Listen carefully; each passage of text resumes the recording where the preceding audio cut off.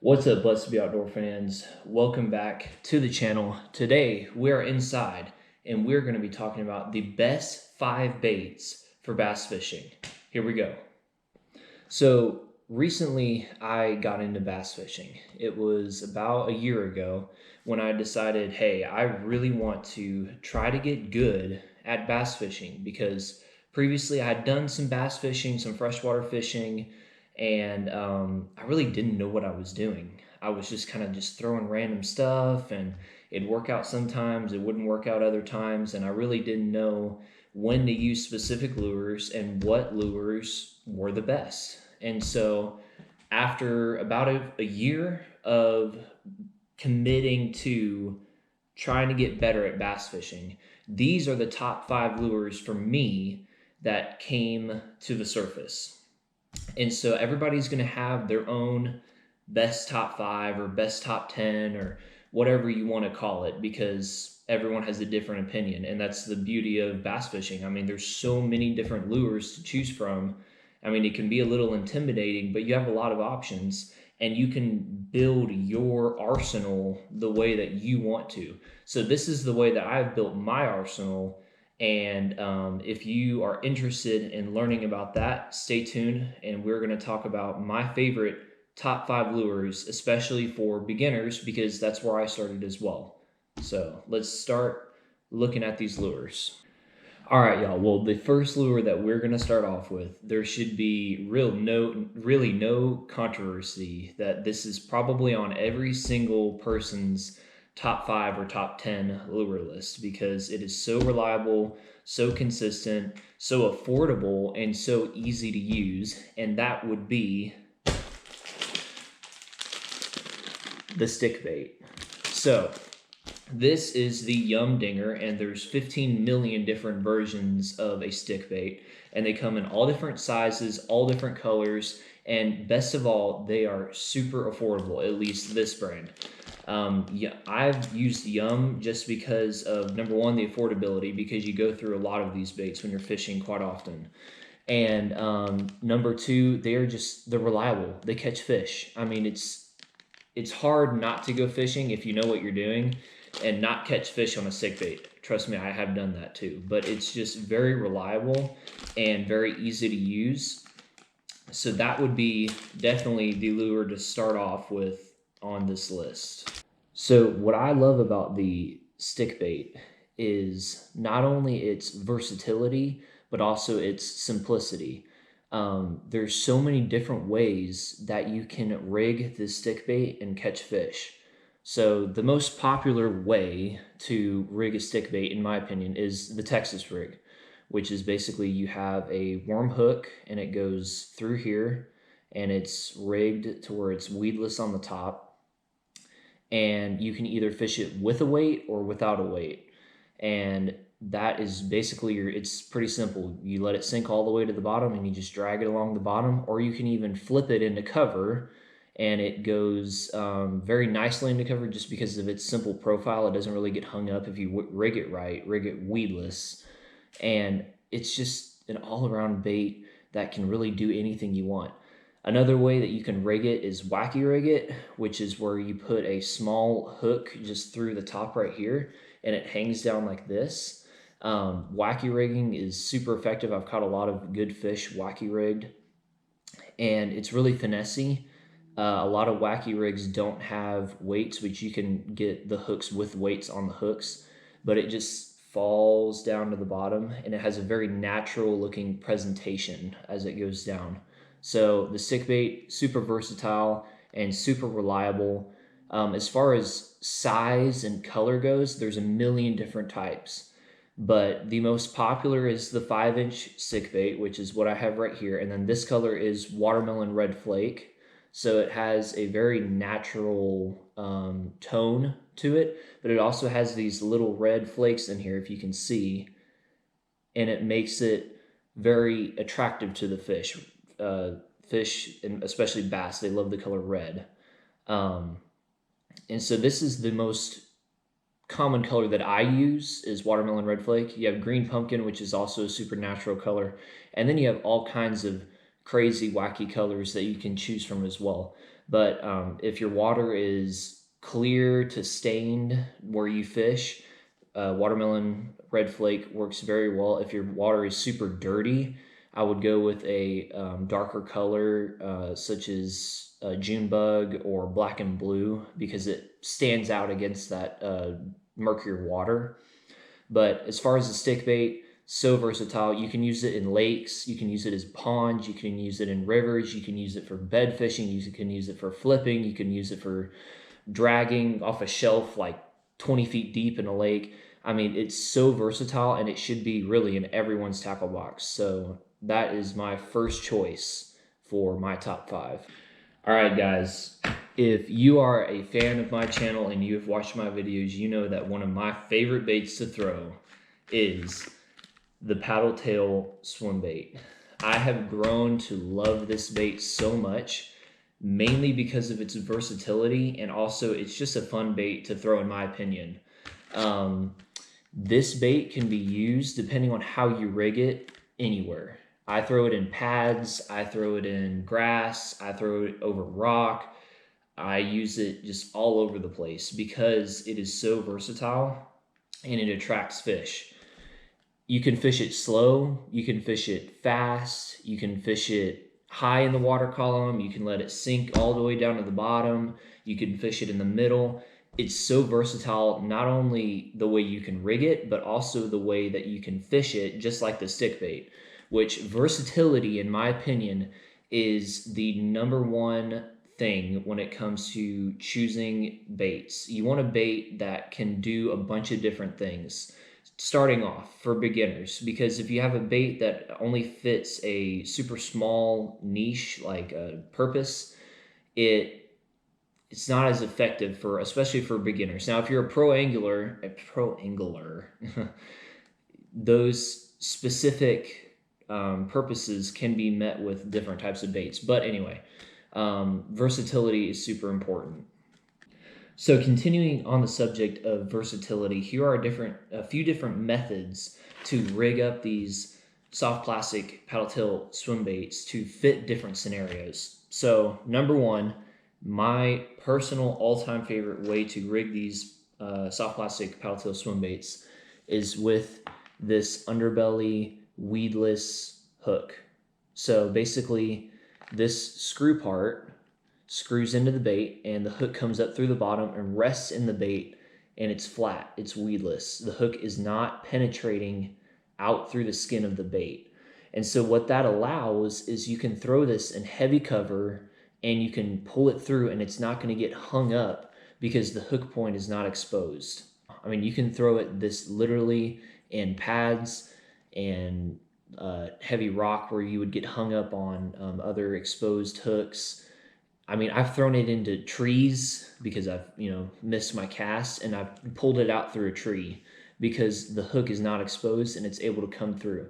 So getting in that heavy cover where those bass are, this is an awesome way to use that, to do that. And so this is just a 3/0 hook, and soft plastic paddle tail swim baits is the way to go. Another way to rig these soft plastic paddle tail swim baits is just with a exposed hook jig head. I mean, this is a pretty simple jig head. It comes through and the hook is exposed. So the benefit of an exposed hook is that your hookup ratio, which is how often you actually hook into the fish rather than missing the fish, is higher. Since the hook is exposed, it's going to be a lot easier to actually hook into that fish, and you're going to miss less bites with this type of a hook compared to a weedless hook. The problem is you're going to get hung up on a lot of stuff too. So if you're fishing in open water, like deep ledges in a lake, or just a place where there's not a lot of cover, I would actually switch to this exposed hook. But if you're fishing in places with a lot of cover, I would stick to the underbelly weedless hook. The last way I like to rig these soft plastic paddle tail swim baits is with a underspin head. So underspins, they come both in the exposed hook point or the weedless versions. I don't have a weedless one right now, so this is an exposed jig head. It's a little shad head impression, and this blade comes under the bait, and as you're reeling it in, the blade will spin under. Now, there are a couple different advantages of having this blade on the paddle tail swim bait. One of the main disadvantages of this bait is that it doesn't make any sound, and it really doesn't reflect a whole lot of light as well. And so it really works mainly in clear water, which is another thing I forgot to say when I was first talking about this bait. Don't really throw these in muddy water just because it's a sight tactic. The bass have to really see it to go after it. But where I'm fishing, there's a lot of clear water. But what the underspin helps with that is it reflects light. And so if you're fishing in a little bit more sane water, this will help reflect some light to just trigger the bass's senses to be able to find that bait. But another reason that the underspin head works really well is that if you're fishing in a place that has a lot of bait fish, I mean, I'm talking there's, thousands of shad, schooling in an area, and there's bass feeding on them. Well, if you just throw this by itself, this is just another one of those shad. Well, this is more of a bluegill color, but you get my drift. But with that added little flash from that underspin, that bait really stands out, and so those fish will key into that. And so if I'm fishing with a bunch of bait that I know is, balling up or just, all over the place, I would throw on this underspin head to help stand out. But that is, I just poked myself, how I fish the paddle tail swim bait. English is hard. All right, bait number 3 on my top 5 bait list. And this is an OG for me. This is a bait that I threw when I had no idea how to actually bass fish, because it's really that simple and it's effective, especially in shallower, and it can work in clear or murky water as well. But that is the square bill crankbait. I love this thing so much. It's so much fun to fish. You can bomb it out there. It has a little bit of weight to it, so it's easy to cast a really far distance, and you just crank that sucker in and you have some amazing strikes on this bait, violent strikes, and it's just a whole lot of fun to fish. Now, the reason I chose a square bill crankbait compared to other bigger size crankbaits is just because this bait would be more accessible to fishermen all across the country. So basically what that means is if you're fishing in a pond, you can't throw one of those, giant 10XD, deep diving crankbaits, because obviously you're going to be fishing in more shallow water. But at the same time, I still use these when I go lake fishing up shallow in the cuts and on, ledges and stuff, because I kayak fish a lot and I don't really have a whole lot of opportunity to fish super deep because I don't currently have a depth finder on my kayak, but hopefully that's going to change soon.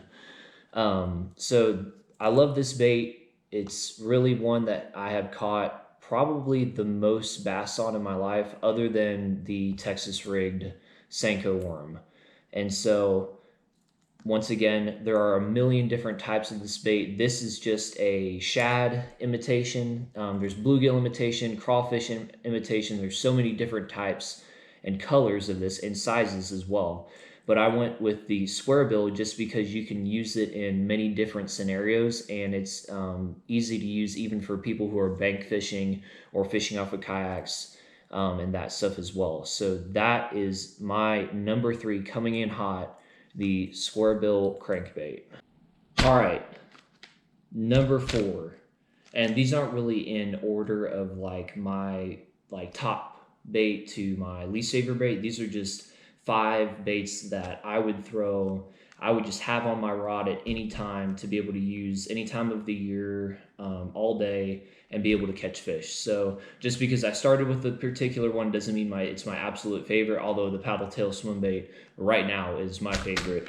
But moving on to my 4th bait on the list, and that would be the Creature/Crawfish bait. So these are soft plastic creature baits, and they come in, when I say this, probably thousands of different types of styles, colors, sizes.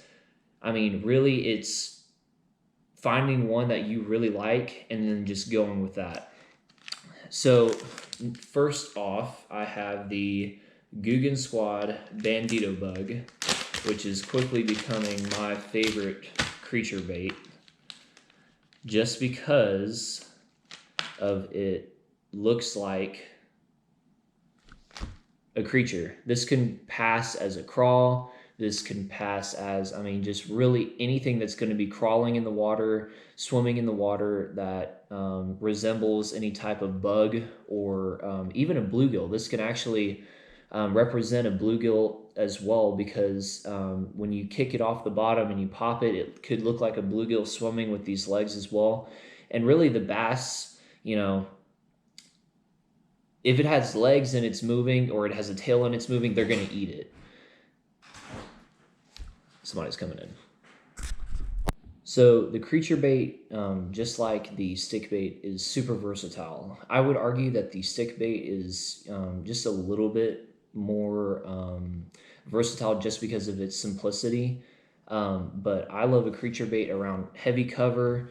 I love it on rocks. I love it anywhere where there's a lot of structure, because you want that bait to be bouncing off that structure, crawling through that structure, bouncing off the sticks, bouncing off the rocks, crawling over them, looking like something that is in that bass's habitat to be able to eat. So I go with the Guggen Squad Bandito Bug, and then there is also the Rage Tail Strike King Crawl, which is another good bait, another great creature bait. So this is in the black and blue color, so this would be a good bait to throw in murkier water, and they both serve really the same purpose, to imitate a crawfish, some sort of bug, or any type of other forage that bass would want to eat. So creature bait coming in fourth. All right, y'all, last but certainly not least is the jerkbait. So I have quickly become a huge fan of the jerkbait, and when I learned how to fish it properly, I was in love with this bait. It's super fun to work, in my opinion. It requires a lot of action. You really work this bait with your rod instead of your reel. And so what you're doing is, when you cast that bait out, you're jerking your rod tip, you're popping it, and then you're just reeling in your slack. And so really you're retrieving that bait with your rod most of all. So the reason I love the jerkbait is, number one, is because it's fun to fish, number one. Number two is it is an awesome bait to trigger a reaction strike. So whenever that fish sees this bait suspending, because that's what they do, so you'll pop it, it'll go down to its depth depending on how large the bill is and how the jerkbait is designed. It goes to a certain depth. This one dives to 4 to 6 feet, but it'll get down to that depth and it'll suspend there, so that when you pop it, it will move and then stop and then just float there. Some slowly rise, some slowly fall. It just depends on the jerkbait. But when that bass sees that bait stop and then all of a sudden twitch and go, it just triggers them to react. They don't even really have a choice. It's, I must eat this. It's a great bait to throw, in my opinion, all year round. A lot of people use jerkbaits primarily in the winter and the cold months just because it's slower. The bass have a lot more time to swim up and react to it, because you're really not, it stays in their strike zone longer. It's not like a square-bill crankbait or other crankbaits that can just fly by a bass, and if it's cold, they don't want to go off and chase that bass. But a jerkbait can still work even when water temperatures are higher. And that is another reason that I love it, is because it is fun to fish and it catches a lot of fish. Now, with the jerkbait, you have to have a little bit more specific gear. I would use a medium action rod and a little bit slower gear ratio. But other than that, it's a lot of fun to throw. And I've gotten away with throwing a medium heavy on a jerkbait. It really doesn't matter all that much. But if you want to be able to pin that fish better, I would use a medium action rod, just because these hooks are pretty small. and you don't want to jerk the hooks out of the bass's mouth with a heavier action rod. That's why you would go with a little bit lower action, like a medium. But that is the fifth and final bait that I would use and that I would start off with bass fishing. So I hope y'all enjoyed this little list that I put together. I hope you find it helpful in starting your bass fishing journey, or if you've already been bass fishing for a little bit. This is pretty basic information, but it's really good to get that out there and just share kind of my experience, how I first started off bass fishing. And these are really the baits that built my foundation to then go off and kind of try some other kind of crazier stuff, which I will be doing that very soon. A lot of y'all may be wondering, why in the world did you not include topwater baits? And the only reason I didn't really was because it only works in a certain time of the year, in those warmer months. And for people who are up north, that's a pretty short window compared to us down here in the South. Throwing a frog or throwing a popper or a walking bait, it's a ton of fun, but it's just doesn't have that same consistency as a lot of these other baits have. And so that's why I didn't include those on there. But thank you guys for watching. If you stayed this whole video, I appreciate it. Please like and subscribe, and I'll catch you next time. But until then, every day's a blessing, so live it outside. See you later, guys.